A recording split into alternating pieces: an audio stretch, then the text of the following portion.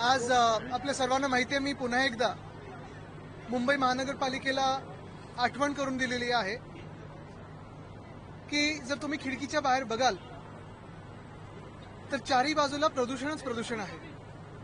खरं तसं पाहायला गेलं तर जिथे आपलं अधिवेशन चालू आहे मुंबईमध्ये, महाराष्ट्राची राजधानी, हे असं वातावरण असताना, प्रदूषित सगळीकडे वातावरण असताना, मी हाच प्रश्न आयुक्तांना विचारला होता की हे प्रदूषण जे आपण गेले 3-4 वर्ष पाहतोय, सरकारकडून काही उत्तर येत नाही, तुमच्याकडून काही ठोस उपाययोजना होत नाहीयेत. नेमकं ह्या शहरात गुंतवणूक येणार कशी? कोणी नवीन आपण पाहतो की जे गुंतवणूक करायचं असेल किंवा राहायला यायचं असेल किंवा स्वतःच्या नागरिकांना देखील जो त्रास होत आहे, सर्दी असेल, खोकला असेल, व्हायरल असेल, जे काही बाकीचं होत आहे, ॲलर्जीचं जे काही सर्दी खोकला होत आहे, त्याच्यातून सुटकेचा एकच विषय आहे, तो म्हणजे तुम्ही ह्या प्रदूषणावर काहीतरी ठोस पर्याय काढणं. पण कुठेही अजूनही महानगरपालिकेकडून काही उपक्रम दिसत नाहीये, काही कार्यक्रम दिसत नाहीये, जाग आलेली देखील दिसत नाहीये. हे दुर्दैव आहे. तसंच दुसरी गोष्ट म्हणजे आत्ताच मी आपल्या सर्वांसमोर त्या सोशल मीडियाच्या माध्यमातून आणलेलं आहे की एक पत्र लिहिलेलं आहे मुख्यमंत्री महोदयांना. संभाजीनगरमध्ये, छत्रपती संभाजीनगरमध्ये एका अॅनिमल शेल्टरमध्ये जी घटना घडली तशी परत घडू नये आणि ज्यांनी जे काही क्रूर प्रकार त्या श्वानांवर केले असतील तसंच त्यांना त्या लोकांना शिक्षा मिळावी भर चौकात, ही मागणी केली. आदित्यजी, शहरातील लहान मुलं, वृद्ध आणि नागरिकांच्या आरोग्यावर कोणताही परिणाम हवेच्या गुणवत्तेमुळे झालेला नाही, असा दावा पंकजा मुंडे यांनी केलेला आहे. आता हे पर्यावरण मंत्र्यांचं उत्तर आहे, पण मी एकच विनंती करेन त्यांना की छापील उत्तर जे शासनाकडून येतं ते वाचून दाखवण्याच्या आधी एकदा जे आम्ही एक प्रथा पाळत होतो की खरं काय आहे, कारण शासनाकडून उत्तर येतं हे खरे आहे, अंशतः खरे आहे, हे खरे नाही, असंच उत्तर येतं ते. आणि ते जे उत्तर आणि जे बाहेर वस्तुस्थिती आहे त्याच्यात जे अंतर असतं ना, ते काचेतून बाहेर किंवा खिडकीच्या बाहेर बघितल्यानंतर जाऊन मिळेल.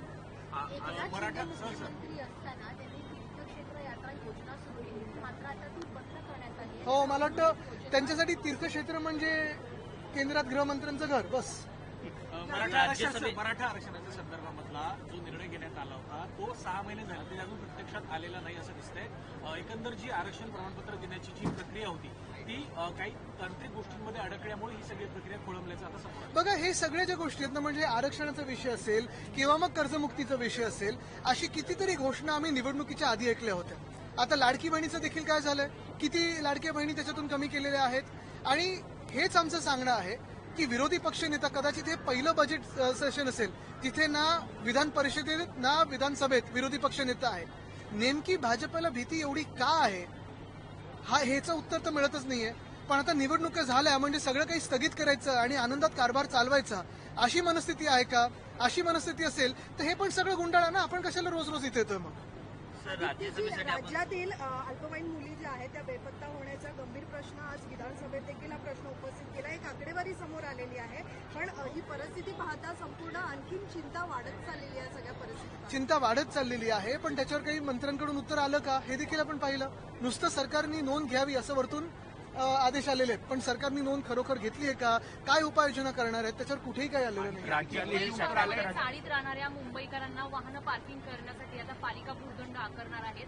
मेन म्हणजे चाळीत राहणारे जे नागरिक आहेत त्यांची वाहनं त्यांना त्या गल्ली बोळात लावता येणार नाही. हे सगळे चाळे करण्याच्या आधी जे चाळीत राहतात त्यांच्यासाठी आम्ही जे सेस नॉन सेस प्रॉपर्टीज आहेत, मुंबईत लाखो मुंबईकर टेनेंट म्हणून राहतात, मग चाळींमध्ये राहतात, इमारतींमध्ये राहतात. काही चाळींची आपण जर परिस्थिती पाहिली तर खूपच एकदम भयानक झालेली, राहण्यासारखी नाहीये. पण हे महानगरपालिका जे चाळे करत आहे ना, त्याला एकच पर्याय आहे, ते म्हणजे आम्ही सांगतो की पागडीचा कायदा त्याच्यात बदलून जे टेनेंट्स आहेत, मग पागडीमध्ये असतील किंवा नॉनसेस प्रॉपर्टीज ह्या उपनगरात आहेत, सेस प्रॉपर्टीज शहरात आहेत, दोन्हीकडे हा कायदा आणा. तिकडे जे राहतात त्यांना पहिलं संरक्षण द्या, त्यांना तुम्ही एक ओळख द्या टेनेंट्स म्हणून, त्यांचे जे काही अधिकार आहेत ते नीट ठेवा तुम्ही आणि मगच पुढचा विचार करा. दुसरी गोष्ट म्हणजे आम्ही जो कायद्यात ती तरतूद आणलेली 79A आणि B, ती अजूनही सुप्रीम कोर्टात आहे. त्याच्यासाठी केंद्र सरकारकडे किंवा आपल्या राज्य सरकारकडून त्या कोर्टामध्ये काही पाठपुरावा होतोय का? आपल्याला आठवत असेल, मी बैठक देखील मागितली होती मागच्या अधिवेशनात. आत्ता परत त्यांना स्मरणपत्र लिहिले की अजून बैठक मिळालेली नाहीये.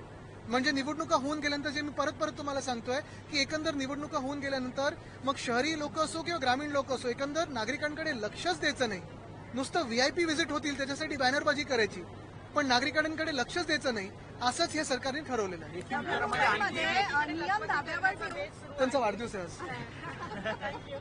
लाडक्या बहिणींना लखपती करण्याचा बेस सत्ता पक्ष करतात ते एकीकडे केंद्राकडे पैसा नाही खडखडत आहे तर काय सांगणार यावर बघा, हा पैसा नाही आहे हे लाडक्या बहिणींमुळे नाहीये. जे सरकार आता सांगते ना की लाडक्या बहिणींमुळे भार वाढलेला आहे, हे खोटं आहे.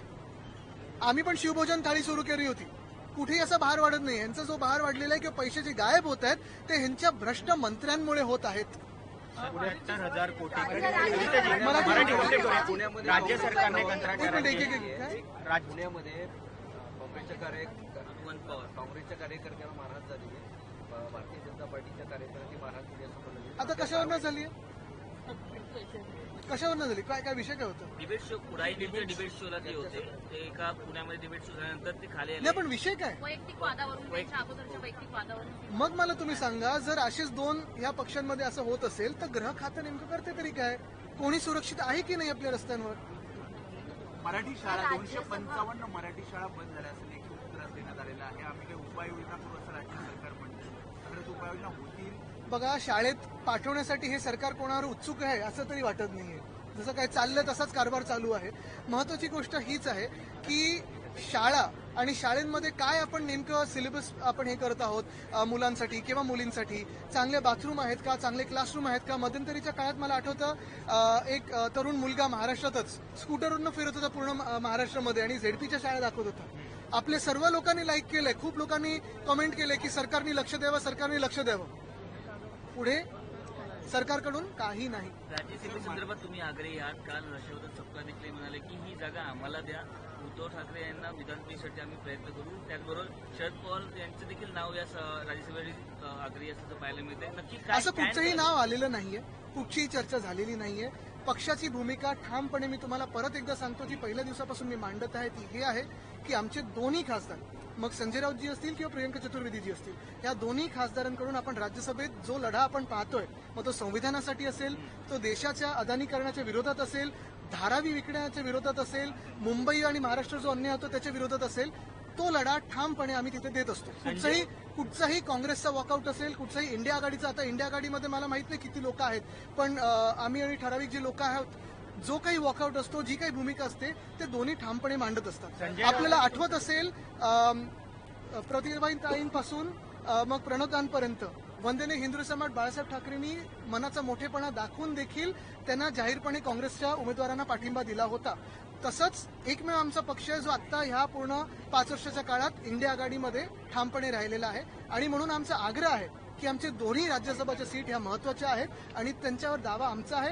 हा दावा एका बाजूला लॉजिकल आणि प्रॅक्टिकलच्या बाजूने बोलतोय, दुसऱ्या बाजूला जर आपण पाहिलं तर संख्याबळ जर पाहिलं आणि एमव्हीचं जे काही संख्याबळाचं प्रिन्सिपल जर पाहिलं तर तो आम्हाला मिळालं पाहिजे. कारण 2020 मध्ये आम्ही एक सीट एनसीपीला दिली होती. तशी मतमतांतर दिसतात यावरून. आदित्यजी खरेदी ही राज्याबाहेरून देखील केली जाणार आहे.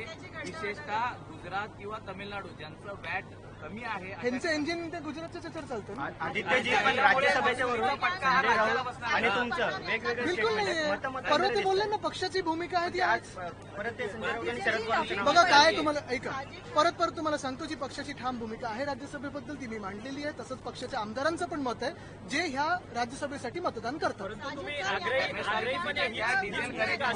आग्रही नाही, ही भूमिकाच आहे आणि हे सत्य आहे. तथ्य साहेब, एमएसआरटीसीच्या त्या डिझेल खरेदीमुळे राज्याचा तोटा होणार आहे. 10 करोडसाठी फोन येतात आहे आणि त्यांना सभापती बोलू देत नाहीये आणि त्या पण काँग्रेस पक्षाचे मला वाटतं तो काल आज पण विषय आम्ही घेतलेला हाऊसमध्ये, त्याच्यावर आता सभापतींनी सांगितले त्याला. आदित्यजी, नवी मुंबईमध्ये खरं तर नियम धाब्यावरती आपका टाइम आएगा. डान्स बार सुरू आहेत आणि या डान्स बारचे काही व्हिडिओज लोकशाही मराठीने दाखवल्या. विधानसभेमध्ये देखील हा उपस्थित केला होता मुद्दा. ते सावली छान आहे. ड्रग्सचे प्रकरण देखील वाढत चाललेलं आहे. त्या डिझेल खरेदीमुळे राज्याला मात्र तोटा होणार आहे. त्यामुळे गुजरात किंवा तामिळनाडू या दोघांकडनं त्यांना डिझेल खरेदी करावी लागेल. बघा, अनेक गोष्टी ज्या आम्ही लोकांसमोर आणत आहोत, मग अगदी ते गिफ्ट सिटी असो, बुलेट ट्रेन असो किंवा आता हे डिझेलचं प्रकरण असो, ह्यांनी आपल्या राज्याचा तोटा होणार आहे. असे आम्ही कुठच्याही मनाचे नाही होत की जर आपल्याच देशामध्ये दुसऱ्या राज्याचा फायदा होतो आणि आपलं काही नुकसान होतंय वगैरे वगैरे, असं आम्ही बघत नाही होत. पण मुद्दाम कोणीतरी ह्याच्यात आपल्याच राज्याचं नुकसान करायचं म्हणून ही भाजपची जी भूमिका आहे त्याचा आम्ही विरोध करतो. नवी मुंबईमध्ये जे एपीएमसी पोलीस ठाणे आहे तिथे बाहेरच ड्रग्जचं प्रकरण जे आहे ते समोर आलेलं आहे. जे 2 तरुण आहेत ते दिसत आहेत त्याच्यामध्ये, पण अशा पद्धतीचं नवी मुंबईमधले हे सगळेच प्रकरण वाढत चाललेलं आहे. काय फक्त नवी मुंबई नाही, आज मला वाटतं अनेक आमदारांनी आमच्या दोन्ही बाजूच्या खरं तर ही चिंता व्यक्त केलेली आहे की महाराष्ट्रामध्ये ड्रग्जचं प्रकरण खूप वाढत चाललेलं आहे. काही ठिकाणी हे देखील व्यक्त केलेलं आहे सत्ताधारी आमदारांनी देखील की ह्याला कुठेतरी अधिकृत हात आणि आशीर्वाद आहेत का, छुपे आशीर्वाद आहेत का, उघड आशीर्वाद आहेत का, सरकारकडून आहेत का, प्रशासनाकडून आहेत का, गृह खात्याकडून आहेत का, ह्याच्यावर मुख्यमंत्र्यांकडून एक ठोस उत्तर आता अपेक्षित आहे. महाराष्ट्र उडता महाराष्ट्र नाही, मी आपल्या राज्यासाठी कुठचं परत दुसऱ्या राज्याशी कम्पेअर नाही करणार किंवा उगीच कोणातरी बदनाम नाही करणार.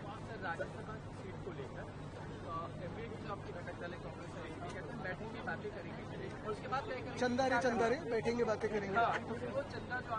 अरे चंदे पे मत बात करो यार, वो नहीं, मजाक हमारी बात स्पष्ट है.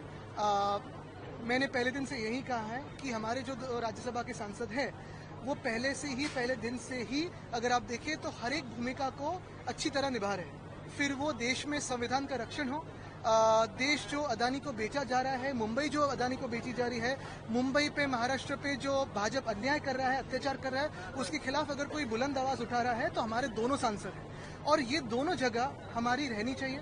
वो तो एक पॉलिटिकल बात हुई, लेकिन दूसरी बात अगर आप देखिए तो एमवीए जिस तथ्यों पे फॉर्म हुआ है उसमें अगर आप संख्या के हिसाब से जाए तो राज्यसभा पे हमारा दावा है और वो कायम है.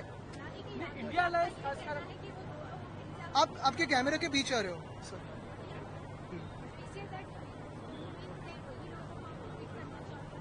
हमारी 2 सीट कायम है और हम उस पे कायम हैं. इंडिया अलायंस की बात करें, आपको लगता है इंडिया अलायंस नाम तो सुना ही होगा. कितने लोग आप लोग को लग रहा है कि इंडिया अलायंस आपका इंटैक्ट है? कुछ लोग चले गए आपको? देखिए, इंडिया अलायंस में कितने लोग हैं, क्या है, मुझे लगता है उससे ज्यादा भी हम जिस तत्वों के लिए लड़ रहे हैं, हम जिस संविधान के लिए लड़ रहे हैं, मुझे लगता है वही सबसे महत्वपूर्ण है. और इसी लड़ाई में हम कांग्रेस के साथ जो भी अभी तक अपनी भूमिका निभाते आए हैं वो कायम तरीके से निभाते आए हैं. और अगर दिल की भी बात करें तो बड़े दिल की बात करें तो आपको याद होगा कि मेरे दादाजी हिंदू सम्राट बाला साहब ठाकरे ने भी प्रतिभाताई पाटिल हो या फिर प्रणब दा हो, दोनों को हम एनडीए में होते हुए भी कांग्रेस के उम्मीदवारों को तब प्रेसिडेंटशिप के लिए सपोर्ट किया था. आणि त्याची एक प्रश्न आहे, आता राणीबागेमध्ये लॉ एंड ऑर्डर की अगर बात करें तो कांग्रेस के विधायक खुद सदन में बता रहे हैं किस तरीके से बिश्नोई गैंग का फोन आता है, क्या परिस्थिति हो रही है महाराष्ट्र की, सेलिब्रिटीज, पॉलिटिशियन और अब एमएलए. पहले अगर आप देखिए तो एक सत्ताधारी विधायक उन पे हमला हुआ, फिर सेलिब्रिटीज को कॉल्स आ रहे हैं. मुझे लगता है ये सिर्फ मैं एक गैंग के बारे में नहीं, लेकिन जो रास्ते पे हो रहा है या ड्रग्स के बारे में हो रहा है या पूरी जो क्रिमिनल एक्टिविटी हो रही है, महाराष्ट्र में कोई होम मिनिस्टर है या नहीं है या सिर्फ वो पॉलिटिक्स में बिजी है, अभी सवाल यही खड़ा होता है. देखिए, एक महत्वाचा प्रश्न आहे. इंडिया गठबंधन के नेतृत्व को लेकर एक बार फिर सवाल है. सीधा सवाल आपसे है कि कई लोग अब ये कह रहे हैं कि राहुल गांधी को साइड हो जाना चाहिए, ममता बनर्जी को जो है नेतृत्व देना चाहिए. आदित्य जी से सीधा सवाल है. देखिए, इसकी चिंता ना करें. मुझे लगता है आज देश को देश के नेतृत्व की चिंता है, क्योंकि देश में अगर आप देखें तो जियोपॉलिटिकली, जैसे बीच में राजीव शुक्ला जी ने कहा ना कि हम खुद को विश्वगुरु मानते हैं, लेकिन चेला कौन है. आज जो बीच में भी 2-3 बार अगर आप देखें तो ऑपरेशन सिंदूर के समय हो, सीज फायर क्यों बुलाया गया था? अगर हम वो जीतने वाले थे, फिर सीज फायर किसने करवाया? उसमें कोई दोस्त दुनिया भर में खड़ा रहा हमारे साथ. अगर आप इकोनॉमिकली देखें, देश में भी और देश में अन्य देशों के साथ, देश के जो अपने रिश्ते हैं दूसरे देशों के साथ, चाइना के साथ जो ट्रेड डेफिसिट हो या अभी इंडो यूएस डील हुआ है नहीं हुआ है, सेलिब्रेशन क्यों हुआ, फिर अभी रिवर्क होने वाला है. मुझे लगता है इंडिया जो अलायंस है उसके नेतृत्व की चिंता ना करें, देश के नेतृत्व की चिंता भी हमें करनी जरूरी है. भाजपला खरं तर शेतकऱ्यांचा विरोध आहे. एक मिनट. बड़े पैमाने में बांग्लादेशी आए, उनको उन्होंने जितने भी इलीगल थे उनको सबको भेज दिया, लेकिन दोबारा आ जाते. ऐसे तो यही मैंने कहा ना, जैसे देश को देश के नेतृत्व की चिंता है, क्योंकि अगर बांग्लादेशी इतने आ रहे हैं देश में तो कहीं ना कहीं केंद्र सरकार भाजपा की जो है पिछले 12 साल से केंद्र पे अगर आप देखें तो पूरी पकड़ बना के बैठी हुई है, कहीं ना कहीं नहीं तो पूरी तरीके से फेलियर है. अगर किसी देश में से पूरे बीच में 6-7 राज्य को क्रॉस करके महाराष्ट्र में आके बस रही है तो भाजपा की जो केंद्र सरकार है, उनके गृह मंत्री है, उनकी रक्षा मंत्री है, क्या वो फेलियर नहीं है? और क्या ये मेयर बता रहे नहीं खुद कि वही फेलियर है? खुद भाजपा की मेयर कहती है कि अभी भाजपा की केंद्र सरकार फेलियर है, तो देश के नेतृत्व में उन्हें सवाल उठा है। ये बहुत बड़ा एक विषय है, गंभीर विषय. आधी त्याची पर्यटन वाढवण्यासाठी खरं तर शक्तीपीठला शेतकऱ्यांचा विरोध आहे आणि विरोध असताना देखील ते बांधलं जात आहे. काय करणार? कारण जी सरकारला शक्ती पाहिजे ती सगळी शक्ती त्यांना कॉन्ट्रॅक्टर्स कडून घ्यायची आहे, म्हणूनच तो रस्ता बांधला जात आहे. राणीबागेमध्ये पर्यटन वाढवण्यासाठी एक शेवट हा आणि मग शेवटचा इथे घेतो. तिथून नाही येत, तुमच्यावरती आता बोट दाखवते. एयरपोर्ट पे कभी एक शेड होता था, टेम्परेरी शेड जहाँ लोग रमजान अदा करते थे, तो टैक्सी और रिक्शा वाले को हटा दिया. हमने बात फिर से मांग हो रही कि वहाँ रखा जाए. हालांकि सुप्रीम कोर्ट ने शायद हाईकोर्ट ने अगर एमएमआरडी बना के दे सकती है तो करें, लेकिन इसमें विरोध की सुर भी क्या लगता है होना चाहिए लोगों को रमजान की वक्त. ये बहुत ही माइक्रो लोकल इशू है, मुझे इस पे थोड़ी क्या लीगैलिटी है उस पर देखना पड़ेगा. हमने हाउस में खासकर अभी- देखा है कि अभी आता गुजरातमधून सिंह मागवला तुम्ही जाणार राणीबागेचं आहे. काय हा, राणीबागेमध्ये गुजरातमधून आता सिंह मागवला जाणार आहे पर्यटन वाढवण्यासाठी. ठीक आहे, बघा ना, उलट त्यांच्याकडून एशियाटिक लायन जर आले, हे आपल्याला आठवत असेल, मध्य प्रदेश देखील शिवराज सिंग चौहान साहेब जेव्हा मुख्यमंत्री होते तेव्हा एशियाटिक लायन्स तिथे आणण्याचा प्रयत्न करत होते, कारण तिथे जेनेटिक पूल हा इंटरब्रीडिंगमुळे खराब होत चाललेला आहे. तो जर आपल्याला टिकवायचा असेल आणि एशियाटिक लायन्स आपल्याच देशात आहे, जर ते टिकवायचे असतील तर आपल्याला ते थोडं वेगळं वेगळं करून जे सायंटिफिकली वेगळं करायचं असेल ते आपल्याला करायला लागेल. तरी देखील माझा दावा हाच राहील की पेंग्विन सारखी यशोगाथा मला दुसऱ्या कुठच्याही राज्यात दाखवा.